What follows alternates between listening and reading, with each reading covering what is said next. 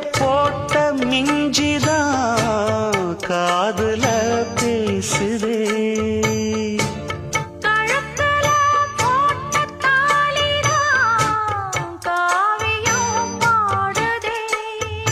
நெத்தி சுட்டியாடும் உச்சந்தலையில் பொட்டு வச்சதாறு நான் தானே.